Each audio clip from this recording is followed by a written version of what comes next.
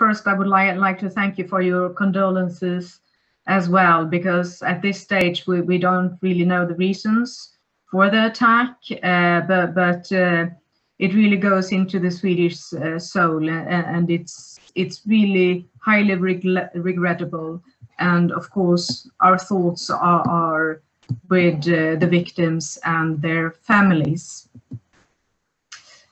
I would like to thank Germany and Mr. Heinze and the Counter Extremism Project, Dr. Schindler, for inviting me to this really timely and important workshop. CEP has produced a highly relevant and important report on violent right-wing extremism and the movement's transnational connectivity. And I really commend the authors for their contributions. It's the report is very welcome. Sweden has a long history of right-wing extremism and violent right-wing extremism, or white power, which was a term we used in the 90s, when a wave of violent right-wing extremism swept across Sweden with several horrifying attacks, just to mention a few of them. We had we called him the Laser Man, and he shot immigrants in Uppsala and Stockholm.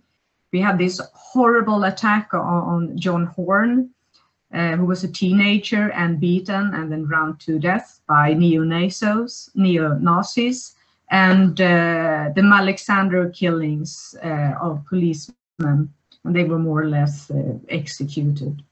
So probably it's not a surprise that violence promoting right-wing extremism, which is the current term used by the Swedish Security Service, is actually 1 out of 3 violent extremist scenes that the Security Service monitors from a criminal offense perspective, obviously.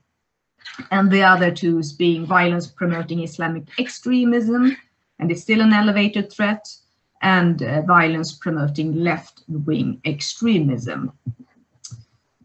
The Swedish Security Service has a good knowledge on the right-wing extremist scene going back for decades, even though its focus on the movement has changed over time depending on its activities.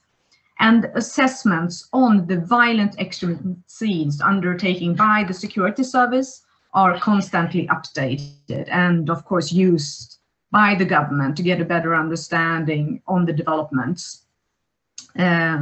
Actually, the annual report on the terrorist threat in Sweden will most probably be released quite soon by the National Center for Terrorist Threat Assessment. And it will be quite interesting to see whether or not there are any notable changes in the violent right-wing extremist scene.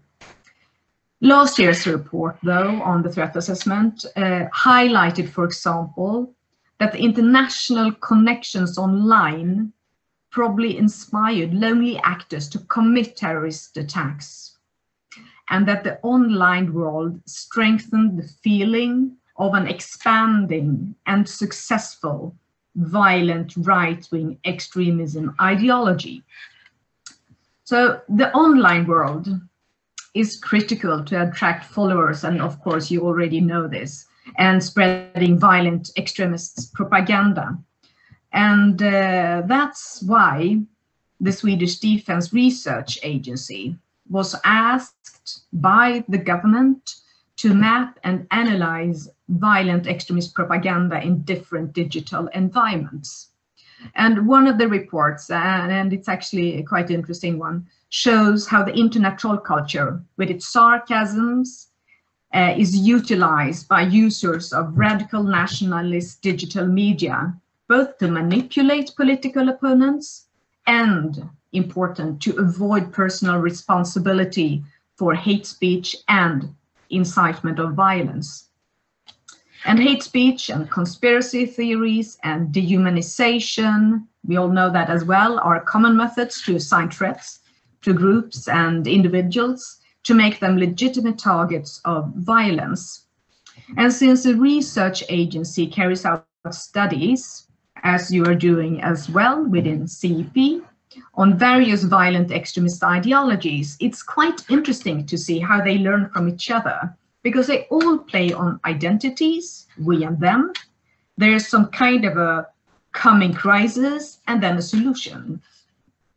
And these individuals that are active in the virtualized world are polarizing and dehumanizing the perceived enemy. And these loose networks are highly adaptive to the new digital landscape and can adjust quickly. And we see this across the different violent extremist scenes. Prevention is an overall policy for not least a diplomat as myself within the Ministry for Foreign Affairs in regard to violent extremism. But it's also a key message of our security service.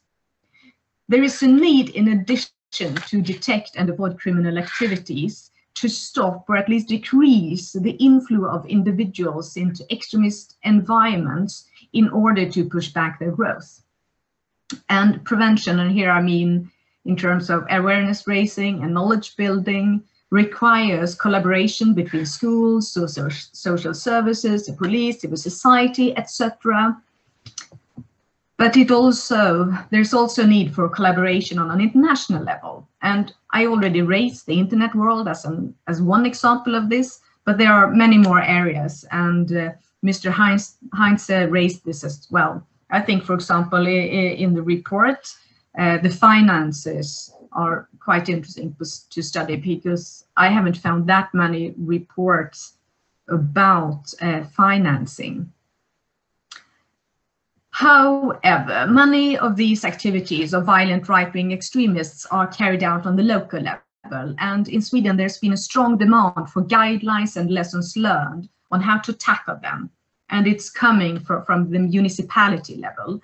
And to respond to these demands, in 2019, we established a national center for prevention of violent extremism, with a task to give support to professionals working at the local level. And we always talk a lot about the local level. So the center gathers representatives from relevant municipalities to exchange experiences and lessons learned on how to deal with violent extremists. It is also possible to apply for funding for various projects on preventing violent extremism. And the center does also finance studies on VE. And actually, one of the most recent one is on violent right-wing accelerationism from an international perspective. So it's really a value added that the center looks at all forms of violent extremist groups and ideologies, because they learn from each other. And then we can draw on one group's experience in developing, for example, exit programs. Very brief, because I think my time is running out. My Finnish colleague just explained the ban on the NMR in Finland, and I just need to say that in Sweden we don't have any laws to ban racist organizations, but the government has appointed an all-party committee to consider the introduction of specific criminal liability for participation in racist organization and a ban on racist organizations. And the committee will present its proposals in the end of April. But since March 2020, we have a ban on cooperating with terrorist organizations. So far, no violent right-wing extremist has been prosecuted and sentenced for terror crime. But we will see what happens in the future. Of course, we hope that we don't have any terror crimes in the future, but anyway. I think I will stop there. I really look forward to listen to the discussion. And again, I really commend CEP and the author for such a valuable report that I hope will develop into future reports. And thanks again to the organizer.